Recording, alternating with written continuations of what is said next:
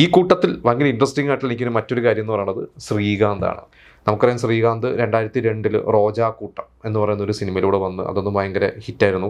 April മാദത്തിൽ എന്ന് പറയുന്ന cinema ഹിറ്റായി. അത് കഴിഞ്ഞിട്ട് ഈ 2003 ആയപ്പോൾ അത്യാവശ്യം സിനിമകളൊക്കെ ശ്രീകാന്തിൻ്റെ കയ്യിലുണ്ട്. അതായത് ഈ ഒരു ടോപ്പ് 10 ഹീറോസിൻ്റെ ലിസ്റ്റിലേക്ക് അന്നത്തെ ഒരു 2000-ന് ശേഷം വന്ന നടന്മാരിൽ മാധവനും പിന്നെ എനിക്കൊണ്ട് ഈ കൂട്ടത്തിൽ ഏറ്റവും ജൂനിയർ എന്ന് ശ്രീകാന്താണ്. 2002 വന്നത്. ഇത് 2003 റിപ്പോർട്ടിൽ ആ ഒരു വർഷത്തിനുള്ളിൽ തന്നെ ശ്രീകാന്ത് ആ ഒരു ടോപ്പ് 10 പൊസിഷനിൽ എത്തുക എന്ന് പറഞ്ഞു കഴിഞ്ഞാൽ ശ്രീകാന്തിൻ്റെ അന്നത്തെ ഒരു സ്റ്റാർഡം നമ്മളൊന്ന് ആലോചിക്കണം. കാരണം കൈ നിറയെ സിനിമകളുണ്ട് ശ്രീകാന്തിന്. നമുക്കറിയാം കനാകണ്ഠ എന്ന് പറയുന്ന ഒരു സിനിമയ്ക്ക് ഈ സമയത്താണ് അനൗൺസ് ചെയ്യുന്നത്. പൃഥ്വിരാജ് അതിൽ വില്ലനായിട്ട് അഭിനയിക്കുന്നു.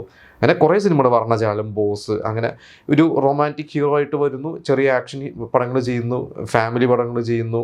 അപ്പോൾ ശ്രീകാന്ത് എന്തോ ആ ലിസ്റ്റിലുണ്ടായിരുന്ന ശ്രീകാന്താണ് പിന്നീട് നമുക്കറിയാം ഇന്ന് ഒരു ടോപ്പ് 20 ലിസ്റ്റിൽ പോലും ശ്രീകാന്ത് ശരിക്കും പറഞ്ഞാൽ ഇന്നില്ല. ശ്രീകാന്ത് ഒരു താരമൂല്യം ഒന്നും ഉള്ള ഒരു നടനല്ല ശരിക്കും.